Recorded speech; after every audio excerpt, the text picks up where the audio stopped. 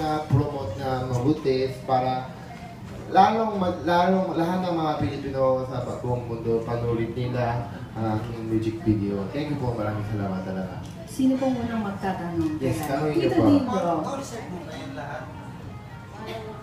Concept mo ba yan? Yung meron po din ako sa JS, meron po ako Skinny Fat Boy Team, meron po kami na siyempre kasama Bill Jemster, si Glenn, Richie, yung mga staff ko po, unang-unang show po kanina nakita sa Studio 23 ng unang-una. Ngayon, kaya mo bang po yung title, 60 years ago, ito po yung title ay Eopos. Doon po ako naging close, hindi pa ako makaligtakalo. Yung aking director, Jem, Glenn, Richie, at saka meron po ako Skinny Fat Boy Team na mga Koreas. Nandun din siyempre, pinaka-boss, Brian. Kami-kami po nag-uusap. Yung shopping, simula shopping, di ba po, ginawa ko po yung shopping para ma-promote ko sa Korea na kasi yung mga puro balita sa Korea, hindi nila alam may magagandang tayong mga shopping mall. Ako gusto ko pakita sa Korea na ginawa ko shopping para magagandang mall. Ito po yung ulit, pangalawa, first time po ako kumanta ng Tagalog na medyo na comedy na nakakatawa.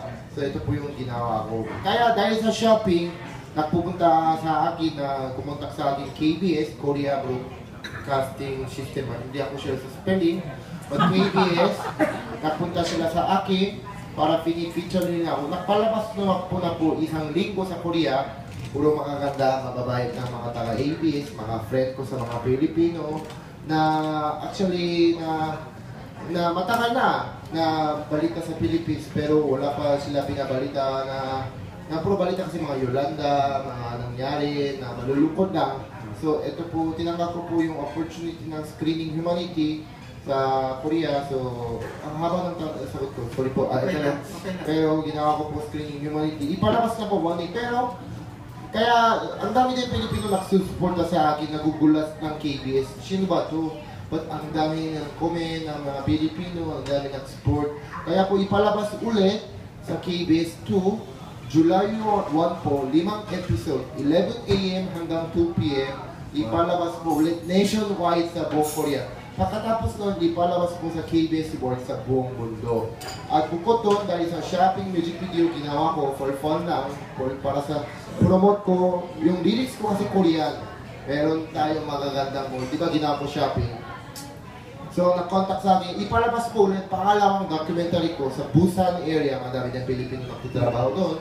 Busan area, ipalabas po next week, 28, Tuesday hanggang Friday, July 1. I-upload din nila sa YouTube, sa Civic News. Ito po ay news sa Busan, Korea. Ipalabas po, 4 ng araw ang aking episode ulit. Paano yan, Ryan? Mukhang sisikap pero hindi iwanan mo na Pilipinas. Hindi po, dati po, bago nag-shopping, tinatanggihan ko lang ng offer. Diba, kinento ko sa press con yung isang pelikula.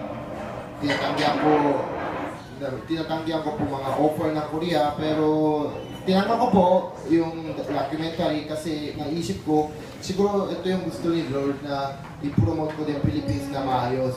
Tsaka sa Screening Humanity na palabas din si Presidente Duterte na habang nabutas Malabon na dumalaw ako na hindi niya alam.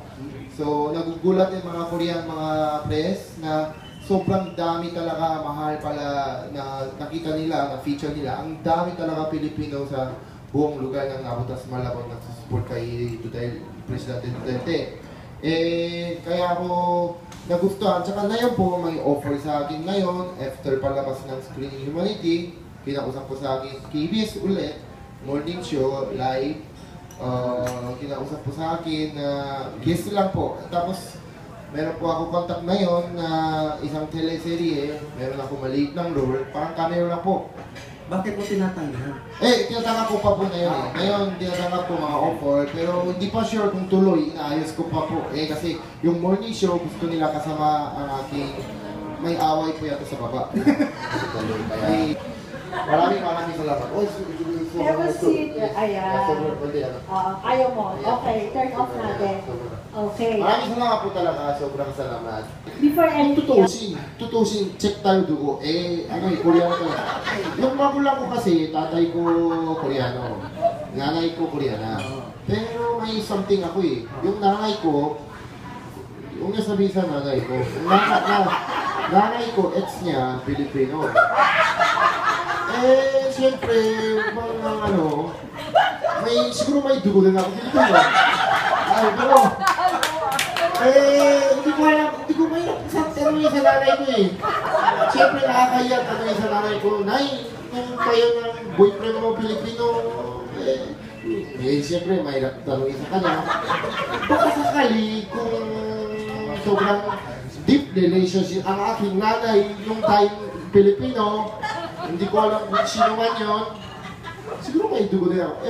Pero alam niyo po yung totoo, si kalahating buhay ko nandito na ako nakatira. Tsaka yung mga best friend ko, dahil sa yung AO po, sa unang show ko, alam mo sobrang malapit po sa ang aking staff. Kasi first time, sariling show ko naman, malapit na po sa showtime ba. Pero meron ako sariling show hanggang ngayon. Ang aking director, tsaka yung crew, kasi take 45, 50.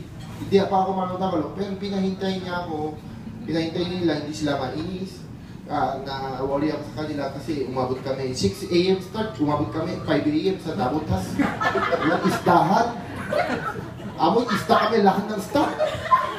Na isang episode, 30 minutes ng show, pero parang pang teleserye kasi take 48. Alam nyo, hindi ko sila maiwan sa puso ko kasi pinaghintay nila ako, pinag-support nila ako. Kaya yung binubuo ko Skinny Fatboy, kasama sila, meron ako ginagawa ng kalokohan na hindi naman, kaya ako naman hindi ko ginawa kasi actually, yung totoo sila, wala naman ako kita eh. YouTube lang naman to. Pero dahil sa shopping, ginawa ko po, nag-promote ng Philippines mabuti, mayroon tayong mga shopping. Pero pumayak lang naman Lizard to World. Yung iba kasi hindi pumayak. So Lizard World, nangagulat mga Korean, siguro nag-offer sa akin ng mga show na mga documentary, maganda tanggapin ko kasi i-promote ko din naman Philippines mabuti. Sakto, na-promote ko din siyempre yung election na napakadami na Pilipino mamahal kay Presidente Duterte. So natutuwa naman mga Korean.